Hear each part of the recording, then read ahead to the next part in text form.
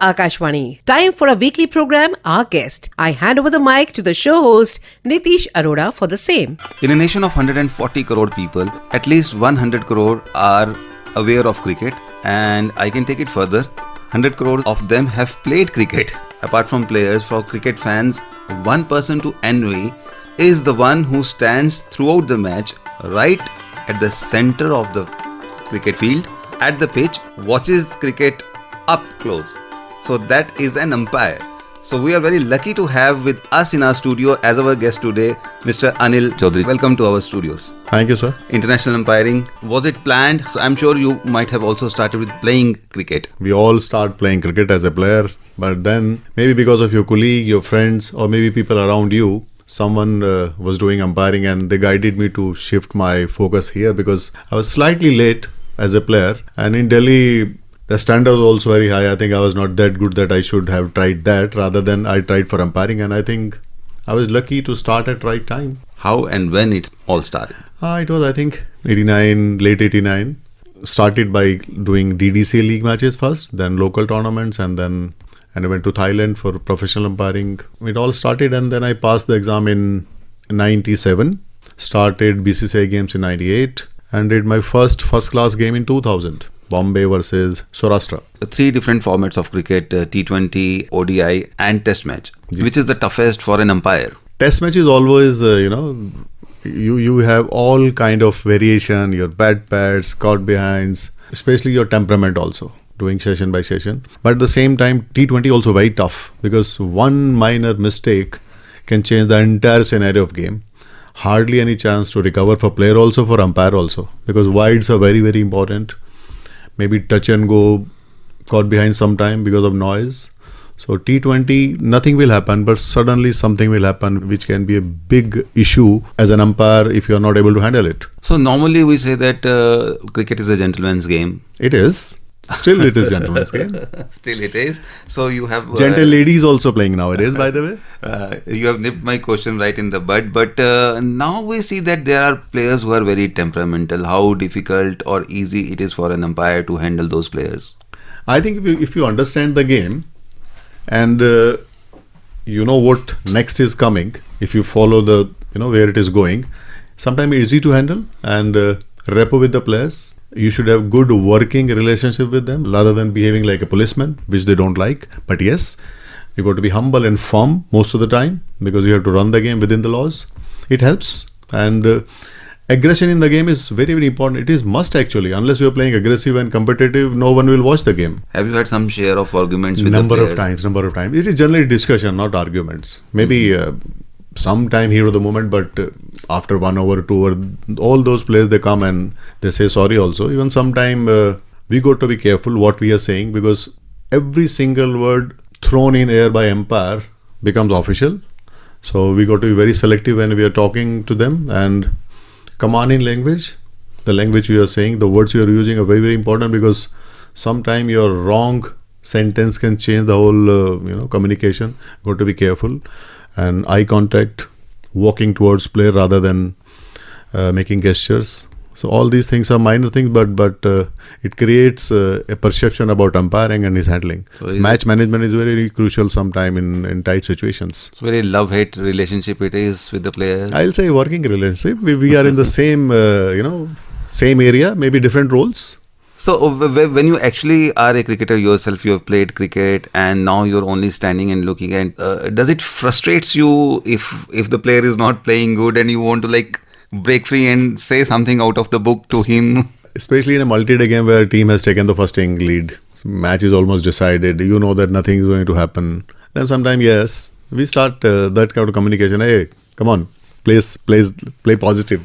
So all these things are, but again, our job remains same actually. If you ask me, the same delivery style, same pitching, impact, missing, hitting, all those routines are same. But yes, sometime you got to keep talking within yourself so that you are in present scenario rather than thinking somewhere else. Keep talking to your colleagues, eye contact. And I hate standing at one place, sometime at square leg. So I always, keep walking, few steps forward, few backwards, so that you remain in the game rather than getting bored. Sometimes the play goes very slow. It's agonizing slow. How do you keep yourself awake? As a viewer, we can sleep. Now, speak to your colleague, find some icebreakers, maybe talking with some player at a square leg, something which is not cricket, something else about family, food, good restaurants in the area, something like that. But icebreakers, yes, something need to be done sometime when it is going at slow pace. Now there is a big debate of AI, artificial intelligence, and this is coming into many fields. But I think cricket umpiring was one field wherein this came first of all. How did your relationship with the game changed when this neutral third umpire, DRS and all those systems came in? I think whatever coming in the game as technology, it is moving forward. So far, DRS and everything has helped the game. People are accepting it. Players are happy with this. And future, I don't know what will happen. Because if something is coming, let it come. It will be after discussions. Yes, human angle will remain there because players are humans. So maybe, but I don't know, after 5 years, what will be the playing conditions? Everybody says that players go to the nets and players are keeping themselves up to the mark. How about umpire? Because umpiring is also very tough. Rules are different from one game to the other, one series to the other. How much preparation does it goes behind the scene for an umpire?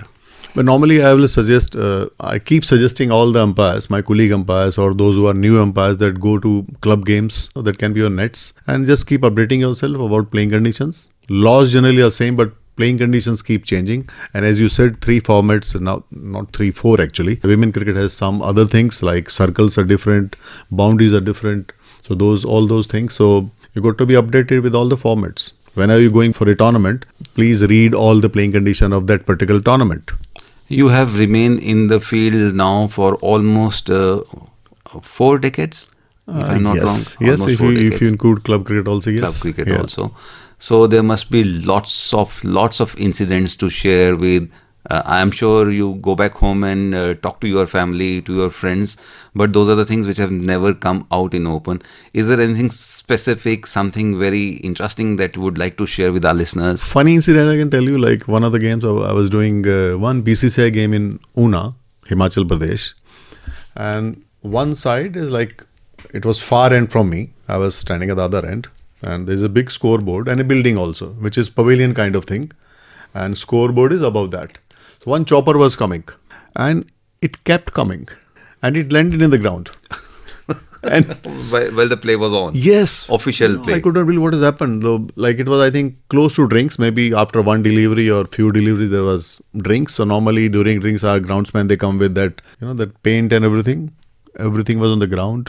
We were laughing. It took 1 hour to restart because we have to remake the screens. It remained there for hardly 1.5 minutes. Was it a crash landing? No one came outside. No, it landed properly. Maybe I think that was a normal area for that chopper to land. Okay. Because, maybe some VIP was about to land there and it took off, and then luckily game was in such a situation that we had a lot of time and we could complete the game even after losing 1 hour.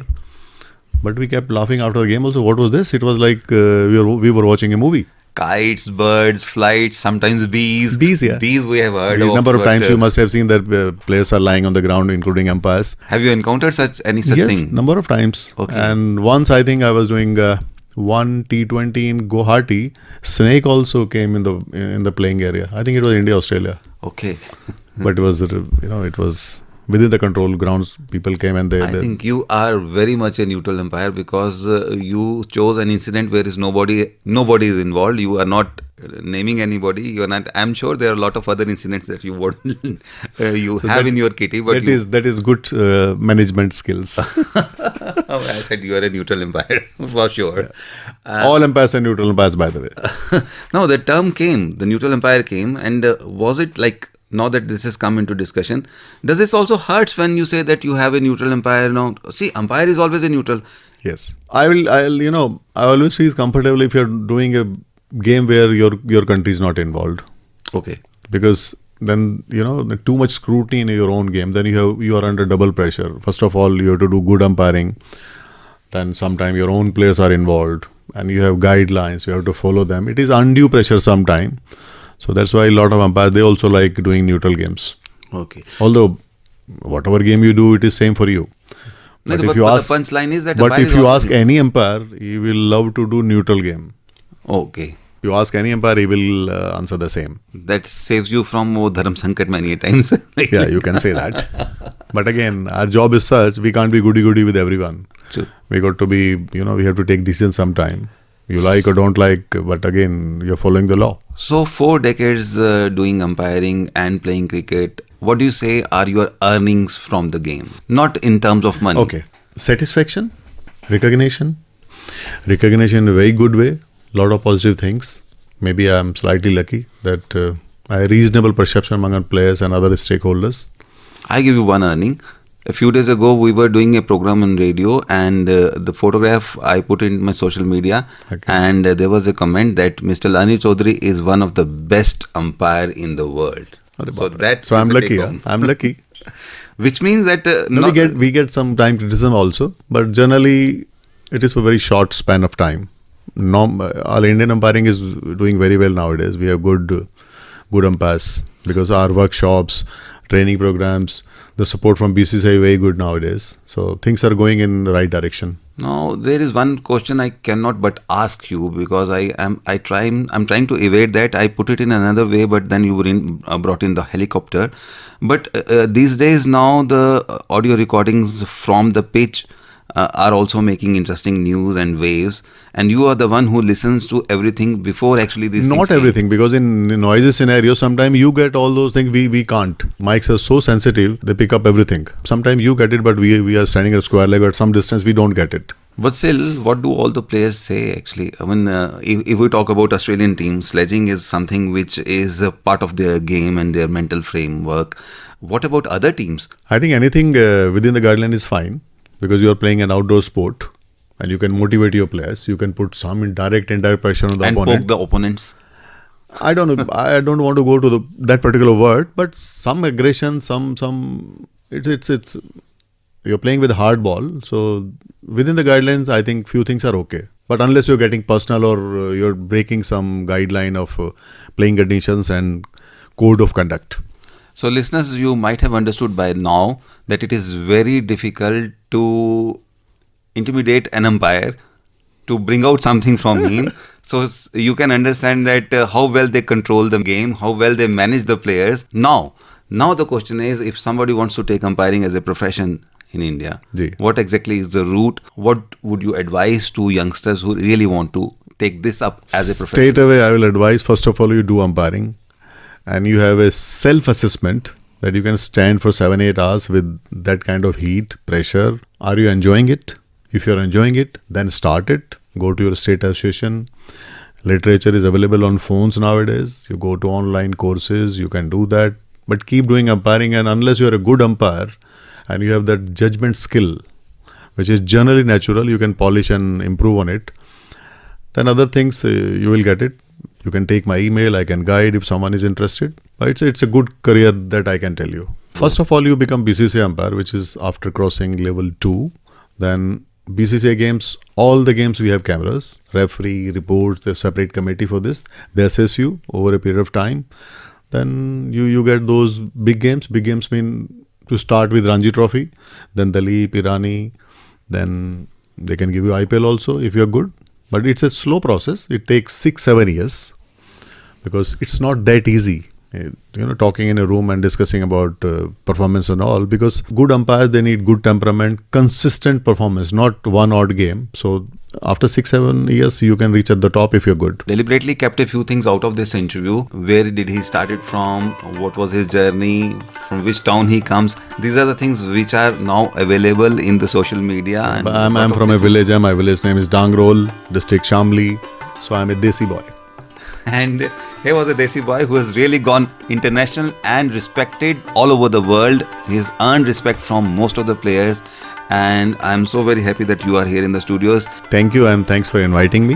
Anil Chowdhary ji, thank you so very much. Thank you so much. Keep smiling. Thank you. You were listening to the weekly program Our Guest, that is broadcast every Monday at 9:15 a.m.